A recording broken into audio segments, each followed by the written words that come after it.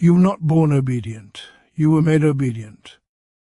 From the first moment you learned to survive within this society, you were trained not to ask why things are as they are, but how to endure them. You were taught to accept exhaustion as virtue, poverty as fate, hierarchy as natural order, and obedience as responsibility. You were trained to endure, not to question, because a questioning worker is a dangerous force, and a conscious class is the greatest threat to an unjust system.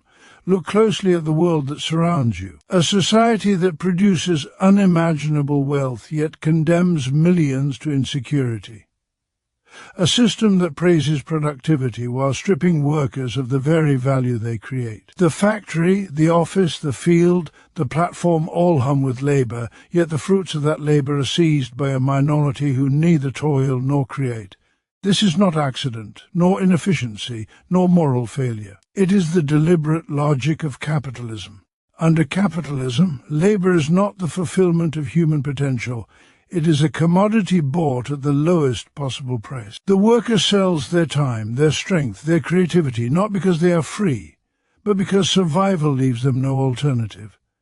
The wage disguises exploitation, presenting domination as contract, coercion as choice. You are told you are free because you may choose which master to serve, while never being allowed to question why masters exist at all. Capital does not merely control production, it shapes consciousness. It teaches you that success is individual, that failure is personal, that suffering is deserved. It fragments workers into competitors, isolates them into fear, and convinces them that solidarity is dangerous while submission is safe. Ideology becomes the invisible chain, binding minds long before bodies are restrained. And yet every structure of power reveals its contradiction. The same system that divides workers also unites them in shared exploitation. The same process that alienates you from your labor binds you to others who suffer the same dispossession. You are separated from the product of your work, from the meaning of your labor, from your fellow workers. But in that separation lies the potential for recognition. You are not alone. Your condition is collective, and so too must be your response. The ruling class presents itself as the architect of progress, while feeding on the unpaid labor of generations. Profit is extracted not from genius or risk, but from surplus value, the stolen hours of workers' lives. Every luxury enjoyed at the top is built upon deprivation below. Every monument to wealth stands on the invisible foundation of exploited labor. Capital accumulates not because it creates value, but because it appropriates it. You are told to be grateful for employment that exhausts you, grateful for wages that barely sustain you, grateful for survival, while others accumulate excess. Gratitude becomes a tool of discipline. Hope is postponed to the future. Justice is reduced to patience. But history does not move forward through endurance. It advances through struggle. The working class is not powerless. It is rendered powerless by disunity and illusion. Once workers recognize themselves as a class, not as isolated individuals but as a collective force, the balance of power begins to shift. Class consciousness is not merely awareness. It is the recognition of shared interests against a shared oppressor. It is the understanding that the emancipation of labor must be the act of the workers themselves. Reform alone cannot resolve a system built upon exploitation. A structure designed to extract will not transform itself into one that liberates. Capitalism cannot be humanized without ceasing to be capitalism. The liberation of labor requires the abolition of the conditions that make labor a commodity. It requires reclaiming collective control over production, distribution, and social life itself. You were trained to endure, because endurance preserves the existing order, but questioning dismantles it. Organization transforms suffering into power. Solidarity converts despair into movement. History has never been shaped by the passive acceptance of injustice, but by the collective refusal to accept it any longer. Do not ask how to survive within a system that feeds on your exhaustion. Ask why such a system exists. Do not ask how to work harder for less. Ask who benefits from your labor. Do not ask for dignity as a favor. Recognize it as a right seized through unity. The future does not belong to those who own capital, but to those who create the world through their labor. The working class carries within it the possibility of a society without exploitation, without alienation, without domination. This is not a dream born of idealism, but a conclusion drawn from material reality. You were trained to endure, but you were not born to submit. The moment you question, organize, and act together, endurance gives way to transformation, and history begins to move once more in the hands of those who make it. From the earliest moments of life, individuals are shaped not only by their environment, but by the structures of society in which they exist.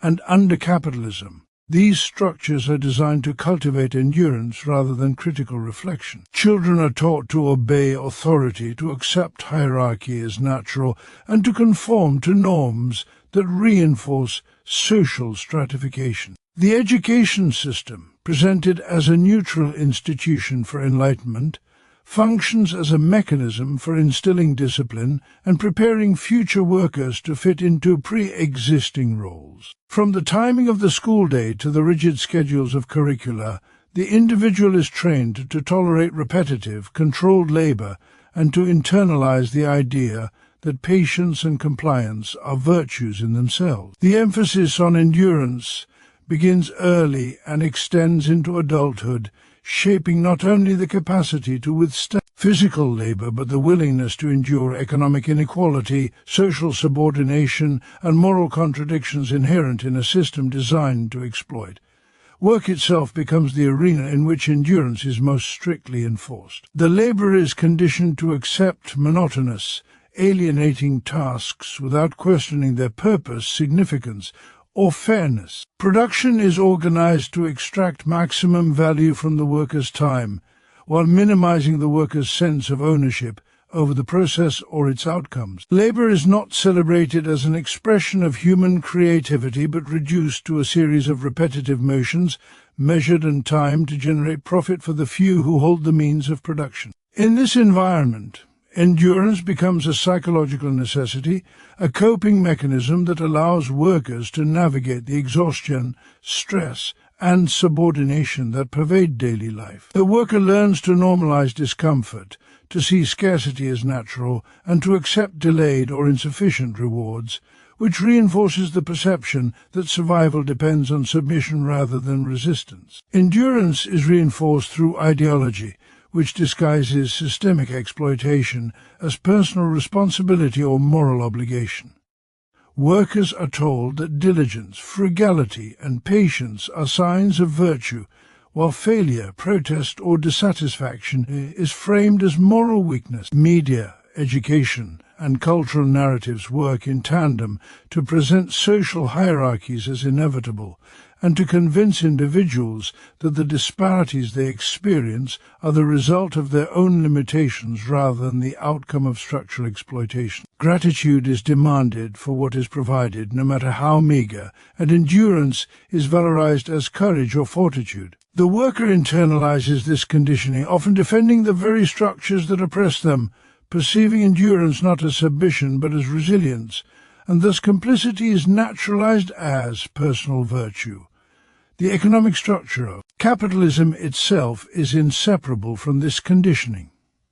Employment contracts, wage dependence, and social policies all create a framework in which endurance becomes a survival strategy. The threat of unemployment, eviction, or social marginalization disciplines behavior, compelling workers to accept conditions that would otherwise be intolerable. Even when work is dehumanizing, alienating, or dangerous, the individual is compelled to endure because to do otherwise is to risk economic annihilation. This conditioning also extends to leisure, recreation, and the allocation of free time, which are structured in ways that prevent reflection, discourage critical thought, and occupy energies that could be directed toward collective organization or rebellion. Endurance becomes a tool not only of survival but of systemic reproduction, ensuring that the machinery of production and control operates without disruption. Social norms, cultural narratives,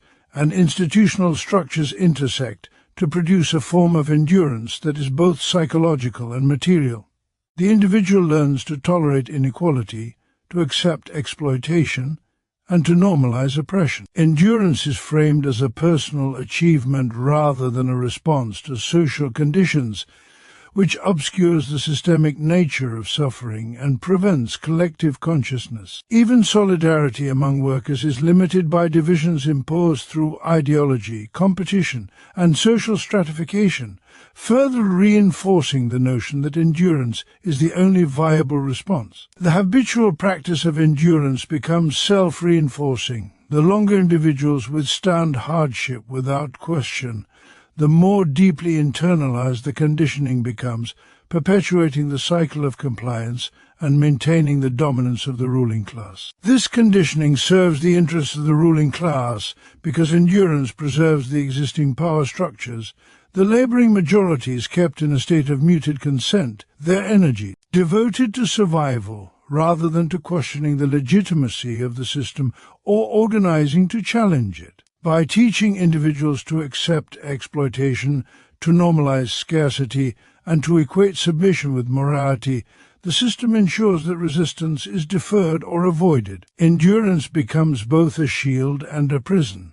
It protects the individual from immediate catastrophe, but confines them within the limits imposed by the social order. The very act of enduring is transformed from a personal struggle into a political instrument, maintaining the separation between the oppressed and the mechanisms of their oppression, and guaranteeing the reproduction of inequality, hierarchy, and capitalist domination. Ultimately, the conditioning to endure functions as a method of social control, a way to perpetuate domination without overt violence. It instills habits, attitudes, and beliefs that shape perception, behavior, and thought, rendering exploitation invisible and making the maintenance of power appear natural. Endurance is not a neutral skill or inherent virtue. It is a product of deliberate social engineering, cultivated to sustain hierarchy, protect property relations, and reproduce the capitalist system across generations, ensuring that those who labor remain disciplined, acquiescent, and largely unaware of their collective power. Capitalism presents itself as a system of opportunity, mobility, and freedom, yet beneath this facade lies a profound structure of exploitation that is carefully disguised. At the heart of this deception is the wage, the most pervasive instrument through which labor is commodified and surplus value extracted. The worker is told that by selling their labor they are exercising choice and receiving compensation proportional to their effort, yet this transaction masks the fundamental inequality inherent in the relationship between labor and capital. The wage is not a measure of justice, nor a reflection of contribution. It is a mechanism by which the ruling class converts labor into profit while maintaining the illusion of fairness. By quantifying work in monetary terms, capitalism obscures the reality that the value produced by labor far exceeds the compensation granted to the worker. This discrepancy, hidden behind paychecks and contracts, is the engine of accumulation, allowing capitalists to live in comfort and luxury while those who sustain society struggle to survive. The illusion of freedom is equally central to the capitalist arrangement. Individuals are told that they are free to choose employment, to enter markets, and to compete for success, yet these choices are constrained by systemic pressures and structural inequalities. The freedom to work is freedom only within the boundaries established by necessity. One may choose which master to serve, but cannot escape the imperative to sell labor in order to meet basic needs. Property relations, social hierarchy, and market dependence dictate the limits of this freedom, and yet ideology convinces the worker that they are autonomous, that success is personal, and that failure is the result of individual shortcomings. This manufactured consent functions as a veil over exploitation, persuading individuals to accept conditions that serve the interests of capital while appearing to be a product of their own decision. The wage system operates alongside other mechanisms that reinforce the illusion of voluntary exchange. Benefits, promotions, and incremental raises are presented as rewards for merit, yet they are carefully calibrated to sustain productivity without challenging the underlying inequity. Labor is reduced to a calculable commodity, its worth measured not by the satisfaction it provides, nor by its contribution to human flourishing, but by the surplus it generates for the owner of production. Even the concept of unemployment is wielded as a tool of discipline. The ever-present threat of losing one's livelihood compels compliance, ensuring that workers accept exploitation with minimal resistance. In this way, the apparent freedom of the laborer is inseparable from coercion, embedded within economic dependence and reinforced through social narratives of personal responsibility and ambition. Capitalism's ideological apparatus further masks exploitation by creating the illusion that wealth and poverty are morally earned. Media, education, and cultural discourse present the accumulation of profit as the reward for effort, ingenuity, and risk, while obscuring the reality that profit is derived from unpaid labor and systemic inequality. Workers are taught to identify with the aspirations of capitalists, to admire wealth, and to internalize competition as a natural and necessary principle of life. In doing so, the system diverts attention from collective exploitation to individual performance, transforming structural oppression into a perceived personal challenge. Gratitude for employment, social mobility, or the mere opportunity to labor reinforces this narrative, conditioning workers to perceive their position as fair or inevitable, even when their labor is systematically undervalued. The very structure of work in capitalism reinforces the false sense of freedom. Labor is fragmented, specialized, and compartmentalized to maximize efficiency and minimize understanding. Workers produce goods and services without connection to the larger process and without awareness of the total value their work generates. Alienation isolates individuals from the products of their labor, from the act of production itself, and from fellow workers, creating a sense of separation that obscures the collective basis of exploitation. This fragmentation not only diminishes the worker's sense of agency, but strengthens the perception that wages are earned through isolated effort, rather than extracted through a system that inherently benefits the owners of capital. Even consumer culture reinforces this illusion. The worker is permitted to participate in the economy by purchasing goods, services, and commodities, giving the appearance of agency and choice. Yet this participation is made possible only through wages derived from labor whose full value is denied to the worker. Consumption becomes a mechanism of social control, channeling desires into regulated forms and fostering satisfaction within narrow parameters, while diverting attention from the systemic inequities that define production. The cycle of labor and consumption reinforces the perception of freedom while leaving exploitation intact. Ultimately, the wage and the ideology of choice serve to conceal the fundamental dynamic of capitalism, the extraction of surplus value from the working class to sustain the wealth and power of a minority. By presenting exploitation as fair exchange and dependence as freedom, the system ensures that workers accept their conditions, internalize their subordination, and perpetuate the very structures that oppress them. The capitalist narrative promises autonomy and meritocracy, yet delivers coercion, alienation, and inequality, binding labor to capital through mechanisms that appear voluntary but are enforced through necessity, social conditioning, and systemic design, maintaining the dominance of the ruling class and the invisibility of exploitation. Under capitalism, the laborer experiences alienation in multiple dimensions, from the product of their work, from the process of production, from their own human potential, and from fellow workers. Each of these forms of alienation is a deliberate consequence of a system designed to extract surplus value while maintaining the worker in a position of dependence and subordination. When a worker produces goods or services, they do not retain ownership of those goods, nor do they see the full scope of their contribution.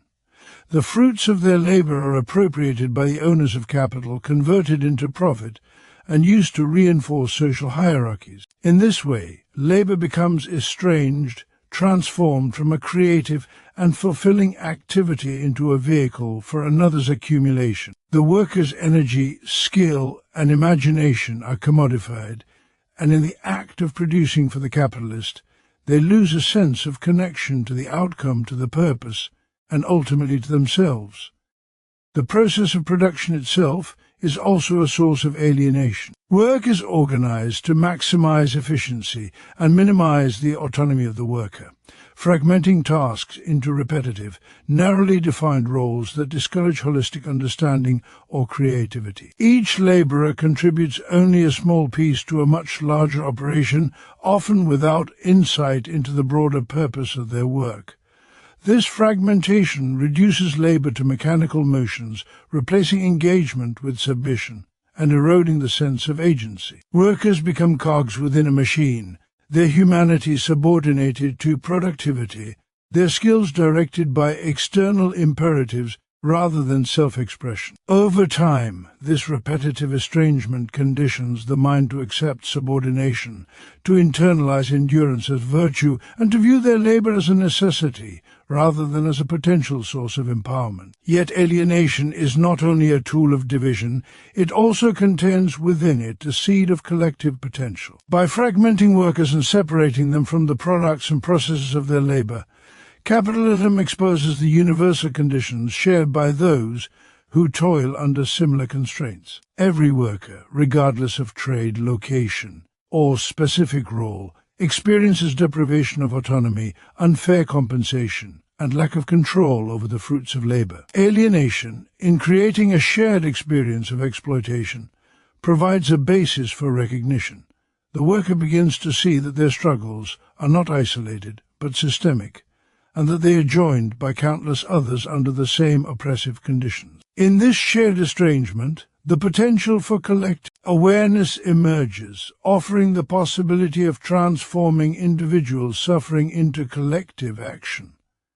The recognition of shared alienation is the foundation of class consciousness. Workers begin to perceive that the conditions they endure are not natural or inevitable, but imposed by a social and economic order designed to concentrate wealth and power. The more deeply labor is alienated, the more obvious the disparities become between those who produce and those who appropriate. Alienation sharpens the contrast between lived experience and the privileges of the ruling class, creating the conditions under which solidarity can form. As workers articulate their common grievances and identify the structural sources of oppression, the fragmentation imposed by labor begins to dissolve. Alienation, while initially isolating, paradoxically illuminates the collective reality of exploitation and generates the awareness necessary for unified resistance.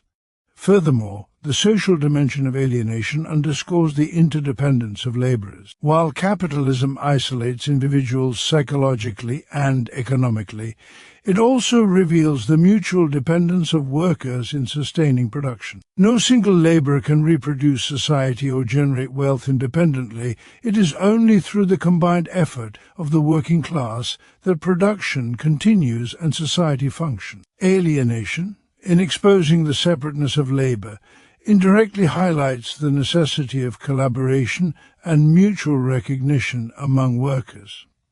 The fragmented experience of exploitation, when reflected upon collectively, becomes a bridge for solidarity. Workers discover that the power they lacked individually is magnified when coordinated, and that liberation is inseparable from collective organization. Alienation also clarifies the stakes of transformation. By understanding the ways in which capitalism disconnects them from their labor, their creativity, and one another, workers can envision a society in which production serves human needs rather than private profit. The estrangement of alienation reveals the distortions imposed by the system and creates a conceptual framework for imagining alternatives: self-managed labor, equitable distribution, and communal ownership of the means of production. The very mechanisms that divide workers, by demonstrating the consequences of separation and dispossession, provide insight into the forms of unity required to reclaim agency and dignity. Thus, alienation operates both as a mechanism of oppression and as a precondition for revolutionary potential. By fragmenting workers, capitalism exposes the universal conditions of exploitation, creating the possibility for awareness, solidarity, and collective action. The pain and disconnection inherent in alienation are inseparable from the opportunity to recognize common interests, organize effectively, and challenge the structures that produce such estrangement. Within the very system designed to divide and subjugate, the seeds of unity, consciousness, and transformation are embedded, awaiting recognition by those who refuse to accept subjugation as inevitable. Ruling class ideology is not merely a set of beliefs or opinions imposed through force. It is a comprehensive system of ideas, values, and narratives that permeates every aspect of society, shaping how individuals understand themselves, their relationships, and the world around them. The power of the ruling class lies not only in control over the means of production, but in its ability to dominate the intellectual and cultural life of society, defining what is considered common sense, natural or inevitable. Through this ideological apparatus, the interests of the few are presented as universal, and the structures that enforce inequality are masked as neutral, fair, or morally justified. Education, media, religion, law, and culture operate as instruments of this ideological control, producing subjects who internalize the rules of domination and accept the legitimacy of their own subordination.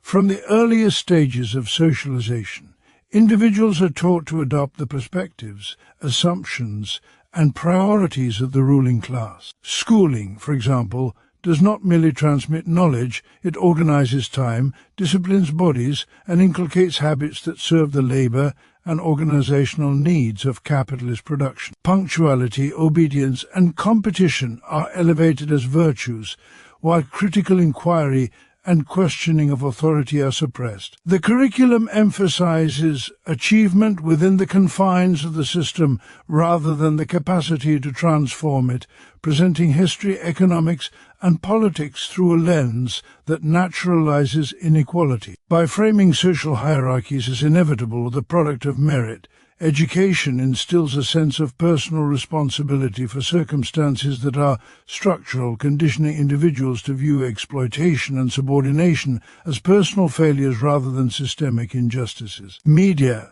and culture further extend ideological influence, shaping perceptions of wealth, success, morality, and social identity. Popular narratives glorify consumption, valorize competition, and present accumulation as evidence of personal virtue, while obscuring the mechanisms through which wealth is extracted from the labor of others. Stories of self-made success serve to convince workers that upward mobility is attainable through effort alone, while the structural constraints that limit opportunity remain invisible. Ideology, thus, transforms inequality into a moral question of individual merit and dispositional virtue rather than an outcome of systemic exploitation. The worker learns to admire the lifestyle of the ruling class, to emulate its behaviors, and to defend the institutions that sustain it, internalizing domination as a framework for understanding reality. Law,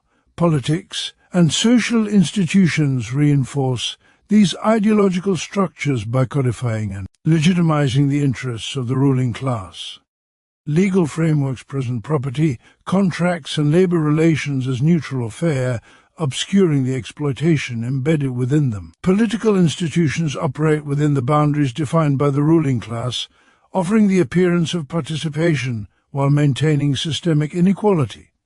Even movements for reform are often channeled into forms that preserve rather than challenge the status quo. Ideology ensures that the rules of society are accepted as objective and natural, and that attempts to challenge them are framed as radical, illegitimate, or socially dangerous. By shaping consciousness in this way, the ruling class maintains dominance without relying solely on coercion, producing consent where it appears as voluntary agreement. Religion and moral discourse also function to perpetuate the ideological control of the ruling class. By presenting suffering, poverty, and labor as virtuous or divinely ordained, religion cultivates acceptance and patience, framing endurance as moral duty. The promise of future reward, whether spiritual or social, directs energies away from challenging structural injustice in the present. Ideology is not imposed only externally but internalized as belief, producing individuals who actively participate in their own subjugation by judging themselves and others according to the standards of the ruling class. The shaping of consciousness is particularly effective because it operates subtly and continuously, integrating into everyday life. Ideology penetrates language, habits, desires, and expectations, creating a reality in which alternative ways of organizing society appear unimaginable. Workers are taught to compete with one another rather than recognize common interests, to value private gain over collective welfare, and to see endurance and conformity as virtues rather than strategies of domination. The result is that domination becomes naturalized, invisible, and self-perpetuating, as individuals regulate themselves in accordance with the norms established by the ruling class. Yet the same ideological conditioning that divides and subjugates also contains the possibility of critique and resistance. As workers become aware of the contradictions between their lived experience and the narratives presented as universal truth, the artificiality of the dominant ideology is exposed. The more alienated, exploited, or oppressed individuals become, the more apparent the mechanisms of control and the greater the potential for consciousness to develop. Recognizing that beliefs, values, and common sense have been constructed to serve particular interests opens the way for collective understanding and action. Ruling class ideology, therefore, functions as both shield and instrument of power, sustaining domination not merely through force, but through the shaping of thought, perception, and belief. It constructs the reality in which inequality seems natural, exploitation seems just, and subordination seems voluntary, aligning consciousness with the interests of those who hold wealth and power, while obscuring the collective capacity of the working class to challenge and transform society. By defining the limits of imagination and normalizing hierarchy, ideology ensures that the conditions of oppression are accepted, defended, and perpetuated, even by those who are most directly exploited, embedding power in the very minds of the subordinated. The path to liberation for the working class lies not in isolated struggle or passive endurance, but in the development of class consciousness and the organized solidarity that flows from it. Class consciousness arises when workers recognize themselves not as isolated individuals competing for survival within the confines of a system designed to exploit, but as members of a collective whose shared conditions define a common interest. This awareness is not simply intellectual, it is born from the lived experience of exploitation, alienation, and subordination. The worker begins to perceive that the hardships endured are not the result of personal failure or moral deficiency, but of a social and economic order that concentrates wealth and power in the hands of a few, while extracting labor from the many. Awareness of this shared condition forms the foundation upon which solidarity can be built, transforming suffering into a coherent understanding of systemic oppression. Class consciousness exposes the contradictions inherent in capitalism. Workers observe that the wealth they produce is appropriated by others, that the labor that sustains society is devalued in relation to capital, and that their social, political, and economic opportunities are circumscribed by structures designed to maintain inequality. When individuals perceive these dynamics not as isolated misfortunes but as products of systemic exploitation, the illusion of neutrality and inevitability imposed by ideology begins to crumble. Consciousness reveals that the interests of the ruling class are fundamentally opposed to the collective interests of labor, and that any improvement in the conditions of the working class requires recognition of this antagonism. It is this understanding that transforms individual grievances into collective purpose and motivates the organization necessary to challenge domination effectively. Solidarity is the practical expression of class consciousness. It is the recognition that no worker can achieve genuine liberation alone, that the struggle of one is inseparable from the struggle of all. Solidarity manifests in coordinated action, mutual support, and the development of institutions that serve the collective rather than the individual. When workers unite, they transform the isolation imposed by capitalism into strength. By organizing strikes, cooperatives, unions, councils, and other forms of collective governance, they assert control over their labor and its value, resist exploitation, and challenge the structures that perpetuate inequality. Solidarity is not a passive sentiment, it is a strategic, deliberate, and disciplined force capable of confronting the concentration of wealth and power that underpins capitalist society. The combination of consciousness and solidarity enables the working class to recognize that the emancipation of labor must be the act of the workers themselves. External reform or benevolence from those in power cannot dismantle systemic exploitation.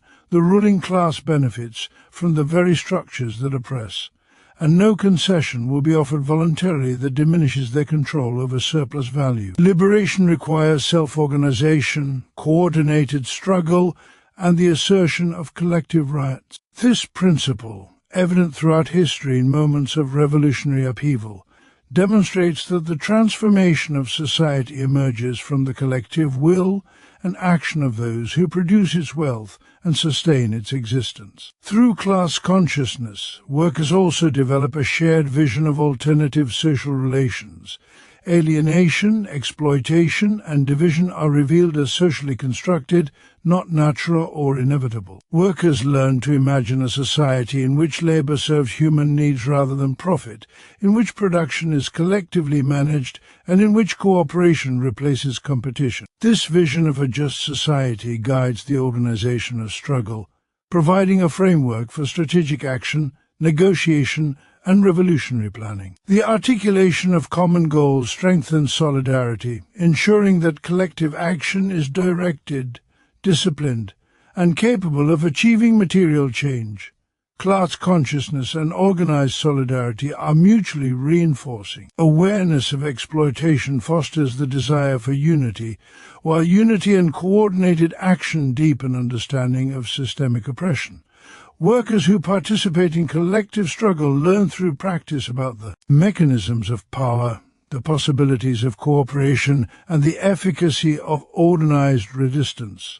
This practical experience consolidates consciousness, transforming abstract understanding into concrete ability. The social bonds forged through solidarity break down the isolation and competition imposed by capitalist ideology, creating communities capable of sustaining long-term struggle and envisioning alternatives to the existing order. Moreover, organized solidarity extends beyond immediate economic struggle.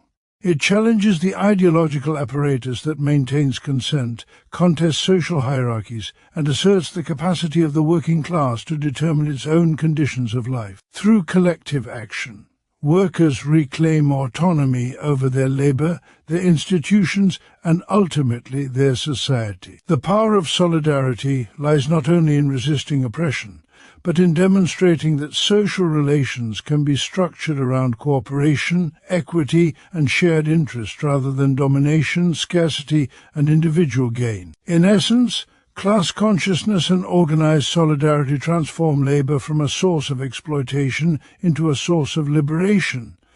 They convert awareness of oppression into collective capacity, disunity into strategic force, and alienation into mutual recognition. The working class, once conscious of its shared conditions and united in organized struggle, becomes the agent of its own emancipation, capable of dismantling the structures that sustain inequality and constructing a society in which human potential is not subordinated to the accumulation of capital but realized collectively, cooperatively, and equitably. In sum, the struggle against oppression begins with awareness but cannot end there. You were trained to endure, conditioned to accept exploitation, alienation, and hierarchy as inevitable.